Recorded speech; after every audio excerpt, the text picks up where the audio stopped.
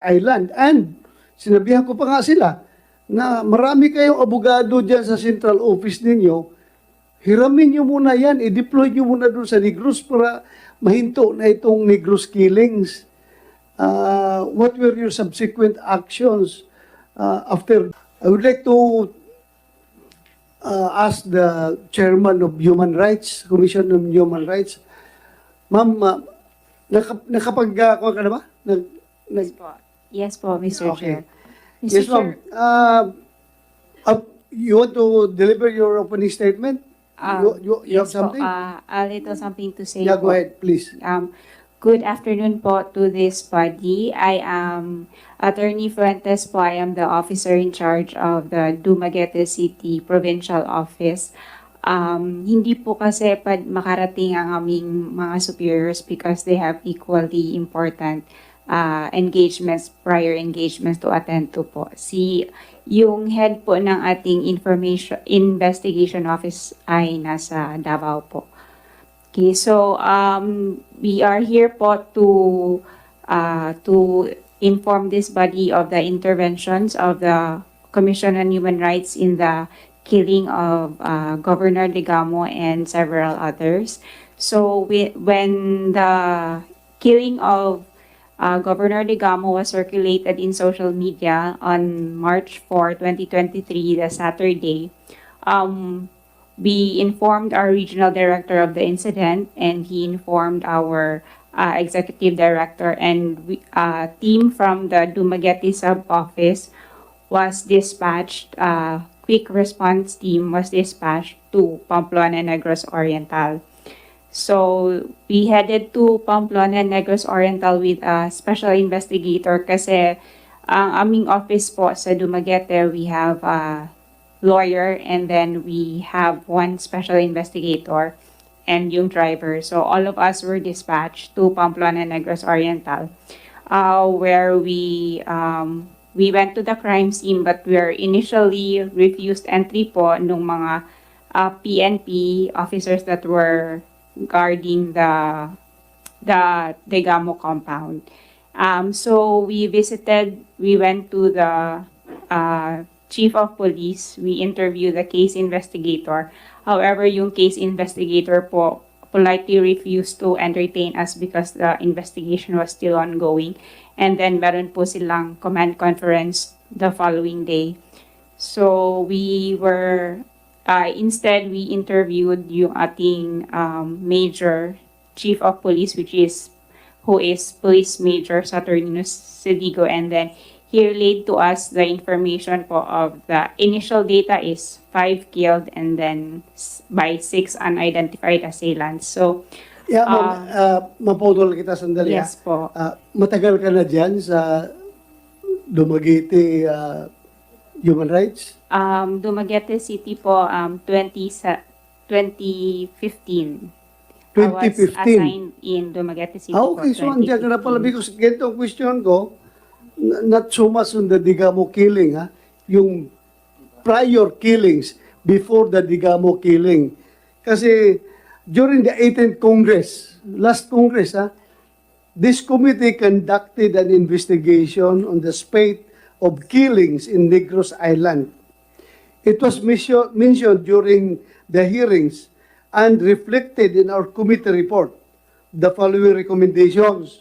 Number 1, deploy additional forces of the AFP and PNP to address the security needs of the people in Negros. Number 2, deploy more CHR investigating officers in Negros Island for the continuing investigation of complaints or allegations of violations of human rights abuses against local residents, among others.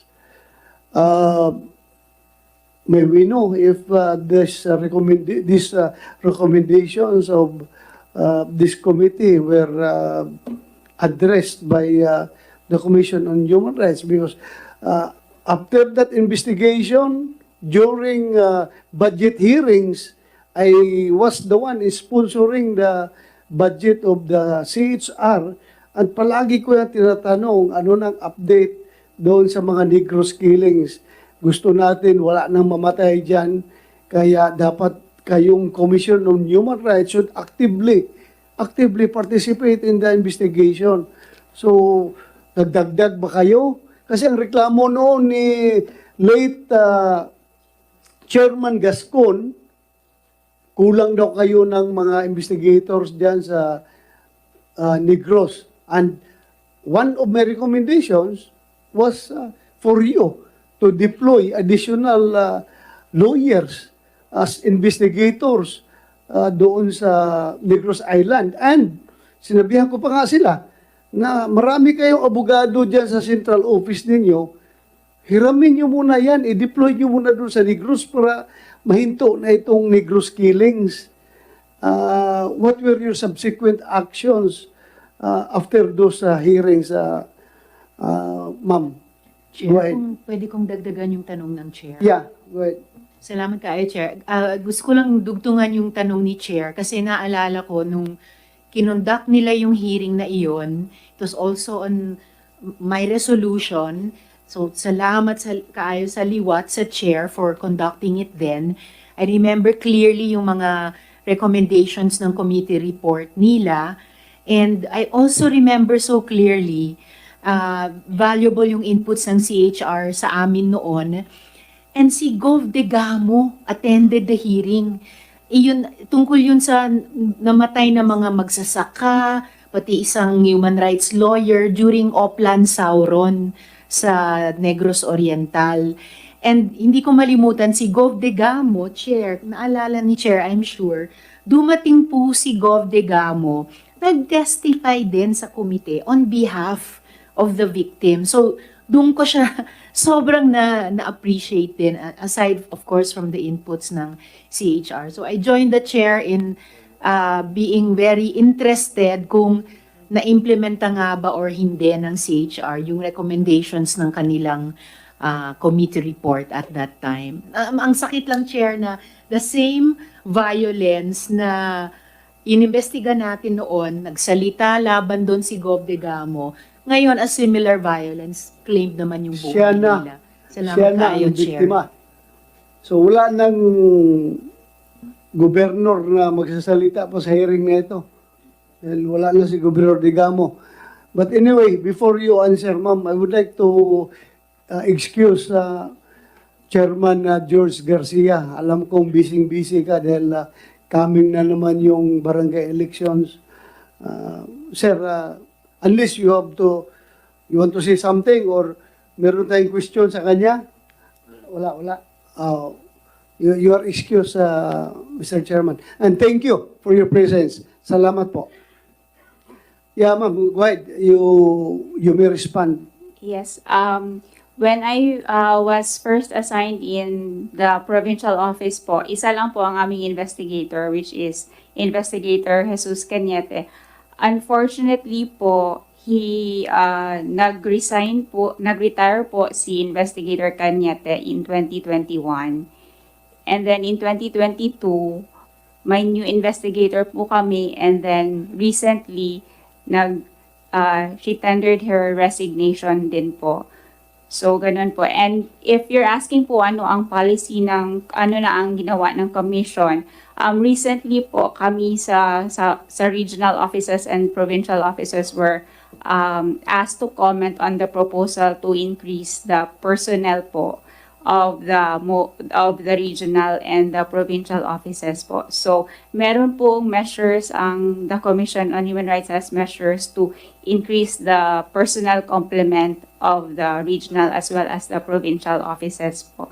Pero sa Dumaguete po, as of this time, ako na lang po ang natitira and a job worker. Imbis dagdagan, ikaw na lang natitira. Pero po, to investigate the cases po, we will ask for augmentation from the Cebu, from the regional office po. Ito po mga kasama kong investigators, as well as yung investigation office namin sa Central.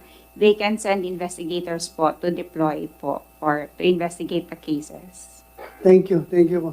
Sana huwag kayong matakot doon, ha? Please continue doing your job in the interest of justice.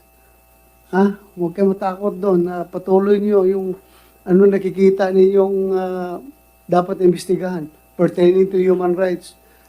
Yes po, we also seek the protection from the PNP and the AFP po. Sana po, we will coordinate po sa mga cases nga dapat i-investigate po. Yeah, Involving I know. human rights violations. They are very much willing, PNP at saka yung armed forces.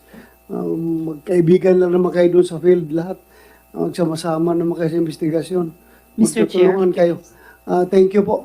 Thank you, Mr. Attorney Mr. Chair, follow-up question lang Fuentes. kay Attorney. Yes, go ahead, Senator Risa. Bakit po nagre-resign yung mga investigator? May natatanggap bang mga banta or bakit po sila nagre-resign? Yung isang investigator namin resigned recently due to personal reasons po. So, parang may health issue din po siya. Yun po. And yung isa po na nag-resign? Yung prior investigator namin na nag-retire po siya, early retirement due to health reasons. Okay, thank you very much for that.